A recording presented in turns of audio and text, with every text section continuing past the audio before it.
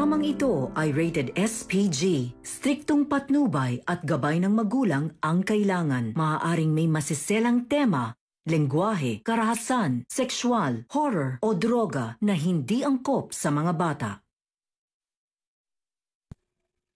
Nag-hire ng hitman si Moira. Manganganib na naman kaya ang buhay ni Lynette at Annalyn? Sino kaya ang ipapatumba ni Moira? Alamin natin. Welcome back sa aking channel, Abot Kamay na Pangarap. Napaka-intense nga ng mga kaganapan sa Abot Kamay na Pangarap. Sa restaurant, natuwa si Moira nang siputin siya ni Zoe.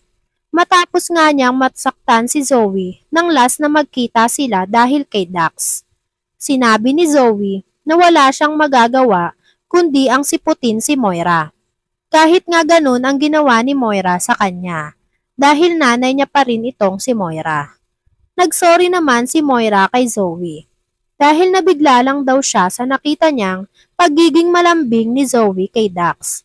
Dahil hindi naman daw yon ang plano nilang mag-ina.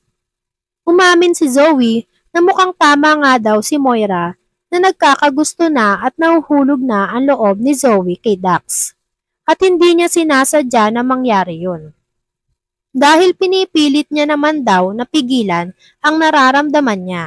Pero hindi niya na mapipigil ngayon dahil mas nagiging mabait daw sa kanya si Dax habang tumatagal silang magkasama.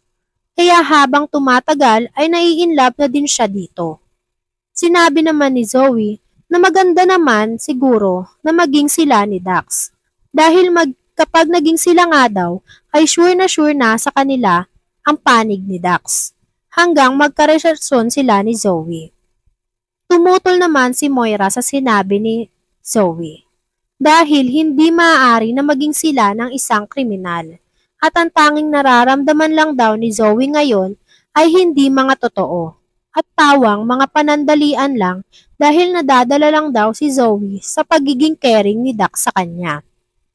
Kaya naman, nagsabi si Moira na may idea nga siya.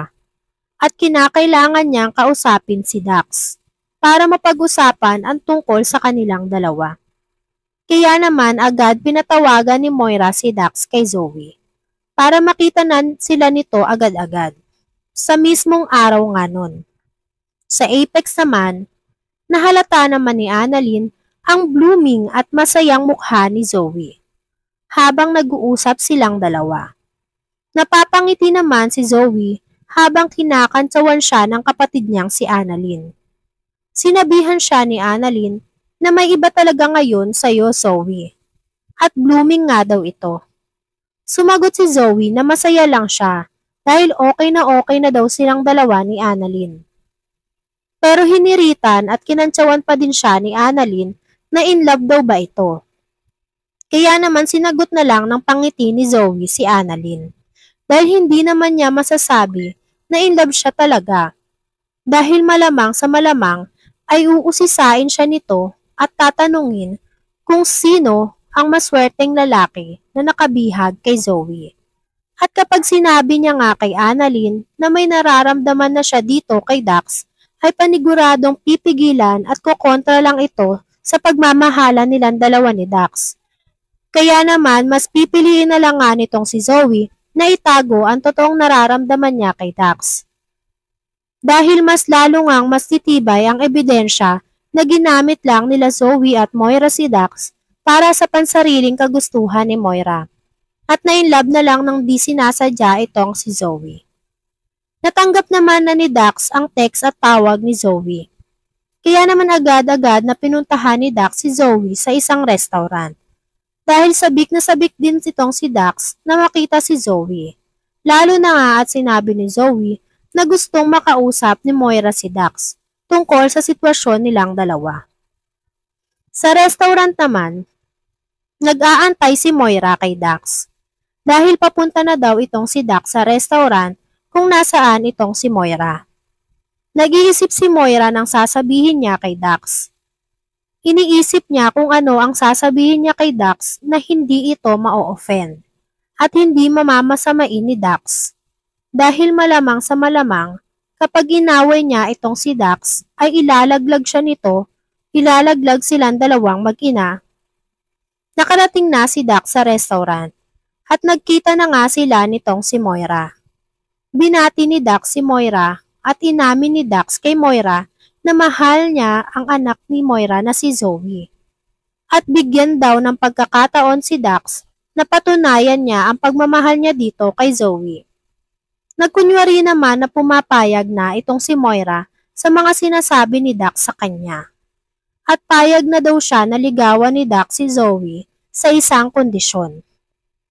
Natuwa naman si Dax sa sinabi ni Moira at sa pagpayag ni Moira na ligawan niya ang anak na si Zoe. Kaya naman natanong agad ni Dax si Moira kung ano ang kondisyon ni Moira sa kanya, kung bakit pumayag itong si Moira. At gagawin daw kasi ni Dax ang lahat para kay Zoe dahil mahal na mahal daw niya itong si Zoe. Kaya tinanong ni Moira si Dax kung may kilala ba itong hitman si Dax. Nagulat naman si Dax sa tanong ni Moira. Kaya napatanong siya kay Moira kung para kanino at sino ang ipatutumba ni Moira. Sinasamantala nga ni Moira ang kahinaan ni Dax dahil alam niya nga na ang kahinaan nitong si Dax ay ang kanyang anak na si Zoe. Kaya naman susunod at susunod lang ito sa utos ni Moira. Kaya naman sasamantalin niya pa ito hanggang sa tuluyan na siyang makapawalang bisa ang kaso niya. At magamit niya pa nga si Dax sa mga susunod niya pang plano sa pamilya Tanyag. Gaya nga ng napag-usapan nila nitong si Eric nung last na mag-usap sila doon sa kulungan. Sa Apex naman, dinalaw ni Elias si Pretty para kamustahin. Sinabi ni Elias na bakit kailangan pa daw i-admit si Pretty. Maayos naman daw ang kalagayan nito. Kaya naman sinabi nila Oka at Pretty kay Elias na may ibang findings ang doctors kay Pretty. At hindi lang daw basta-basta ang nakita sa resulta ng laboratory ni Pretty. Kaya naman nagtanong si Elias sa kanila kung sino ba ang doktor ni Pretty at kakausapin niya daw ito. Sinabi nila na bata pa ang doktor na nag-handle kay Pretty at isa nga itong napakagaling na doktor at pinakamagaling na neurosurgeon sa bansa kahit nga napakabata pa nito. Nagbiro naman si Oka na kung hindi daw doktor si Annalyn ay mapagkakamalan niya nga daw ito na grade 4. Dinescribe naman ni Oka ang itsura ni Annalyn, kaya agad niyang hinanap sa labi si Annalyn. Nagtanong-tanong siya at saktong napagtanungan ni Elias itong si Nurse Evan, kaya agad-agad tinuro sa kanya si Annalyn. Kaya naman nilapitan agad ni Elias si Annalyn para itanong kung siya talaga itong si Doc Annalyn Santos. Dahil pati nga si Elias ay nagulat nang makita at makaharap si Annalyn sa labi. Dito ay natanong niya si Annalyn kung ano nga ang findings kay Pretty at bakit bigla-bigla na nga lang daw tong inadmit sa Apex. Sino kaya ang balak ipatumba ni Moira? Dito kay Dax, sino ang kukunin niyang hitman? Ano ang findings ni Annalyn kay Pretty?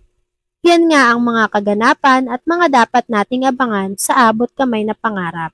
Kung gusto nyo pa ng mga gantong klaseng video ay mag-subscribe at i-like itong video na to. Maraming salamat po. I got you!